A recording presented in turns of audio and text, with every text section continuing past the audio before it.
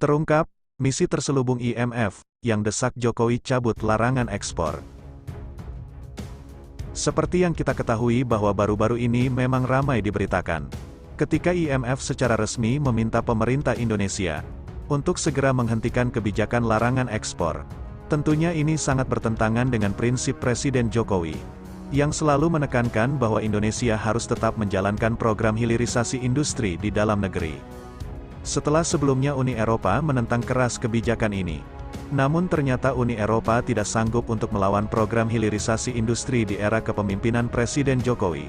Kemudian kali ini IMF mencoba melobi pemerintahan Indonesia, agar mau menghentikan larangan ekspor tersebut. Menteri Investasi Kepala Badan Koordinasi Penanaman Moda Bahlil Lahadalia menegaskan, pemerintah tidak mau menuruti rekomendasi IMF, untuk mempertimbangkan pelonggaran pembatasan ekspor nikel dan komoditas lainnya.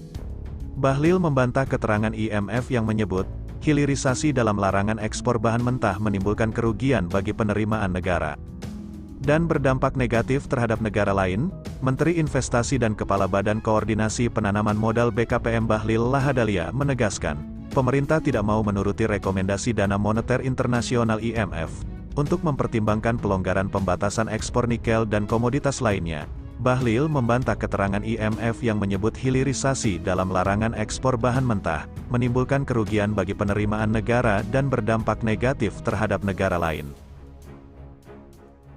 Ia mencatat, neraca dagang Indonesia defisit 3,6 miliar dolar pada 2019, atau sebelum ada larangan ekspor dan hilirisasi. Setelah itu, neraca dagang pun terus surplus. Pada 2022, neraca dagang RI surplus 54,5 miliar dolar.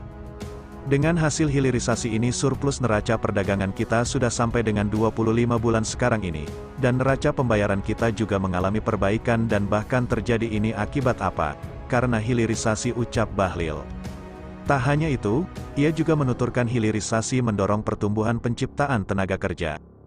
Pada sektor pertambangan dan industri logam dasar, menurut Bahlil, sejak berlakunya kebijakan hilirisasi, pertumbuhan penciptaan tenaga kerja rata-rata pada sektor tersebut mencapai 26,9% dalam 4 tahun terakhir, jadi sangatlah tidak rasional. Bahkan saya mempertanyakan data IMF ini, untuk kemudian mengatakan bahwa mengurangi pendapatan negara. Imbu Bahlil, sebelumnya, IMF meminta Presiden Joko Widodo mempertimbangkan pelonggaran pembatasan ekspor nikel dan komoditas lainnya. Permintaan mereka sampaikan dalam dokumen IMF. Dalam laporan itu, IMF sebenarnya menyambut baik ambisi Indonesia untuk meningkatkan nilai tambah dalam ekspor mineral, termasuk menarik investasi asing dari kebijakan larangan ekspor itu. Selain itu, IMF tersebut juga mendukung langkah Indonesia yang memfasilitasi transfer keterampilan dan teknologi.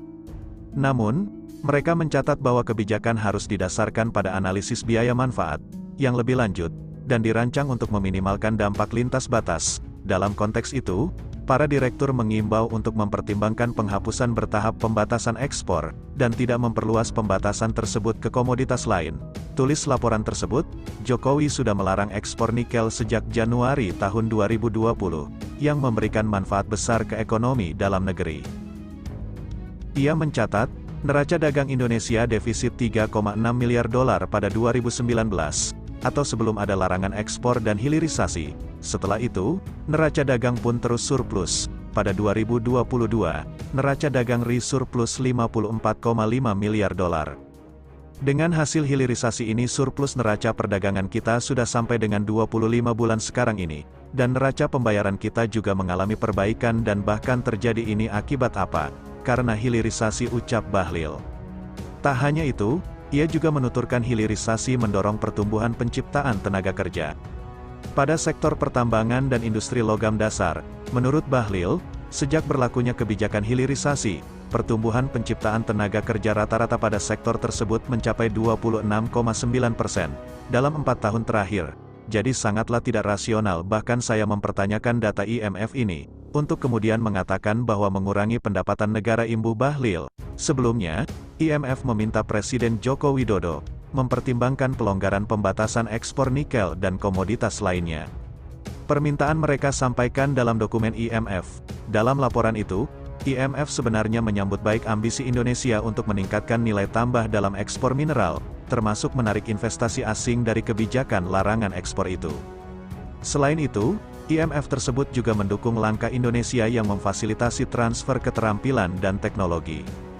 Namun, mereka mencatat bahwa kebijakan harus didasarkan pada analisis biaya manfaat yang lebih lanjut, dan dirancang untuk meminimalkan dampak lintas batas. Dalam konteks itu, para direktur mengimbau untuk mempertimbangkan penghapusan bertahap pembatasan ekspor, dan tidak memperluas pembatasan tersebut ke komoditas lain. Tulis laporan tersebut, Jokowi sudah melarang ekspor nikel sejak Januari tahun 2020, yang memberikan manfaat besar ke ekonomi dalam negeri. Kemudian, Kementerian Koordinator Kemaritiman dan Investasi merespons pernyataan yang meminta Indonesia untuk mempertimbangkan penghapusan secara bertahap kebijakan larangan ekspor biji nikel. Juru bicara Menteri Koordinator Bidang Kemaritiman dan Investasi, Jody Mahardi mengatakan, pihaknya menghargai perspektif IMF terkait kebijakan pemerintah melarang ekspor bahan mentah tambang. Ia mengungkapkan, Menko Marves Luhut Binsar Panjaitan pun akan menyambangi Amerika Serikat untuk bertemu dengan Managing Director IMF Kristalina Georgieva untuk menjelaskan tujuan Indonesia tak lagi ekspor biji nikel. Menurut dia, hal ini menjadi kesempatan bagi RI untuk menjalin dialog yang konstruktif dan berbagi tujuan dalam menciptakan Indonesia yang lebih berkelanjutan, adil, dan sejahtera. Kami tidak memiliki niat untuk mendominasi semua proses hilirisasi secara sepihak. Kata dia, tahapan awal akan kami lakukan di Indonesia. Namun tahapan selanjutnya masih dapat dilakukan di negara lain. Saling mendukung industri mereka, dalam semangat kerjasama global yang saling menguntungkan. Sebelumnya, melalui dokumen IMF Executive Board Concludes 2023 artikel Consultation with Indonesia, lembaga itu meminta pemerintah RI untuk mempertimbangkan penghapusan kebijakan larangan ekspor biji nikel. Dalam dokumen itu disebutkan, Direktur Eksekutif IMF menyadari, Indonesia tengah fokus melakukan hilirisasi pada berbagai komoditas mentah seperti nikel.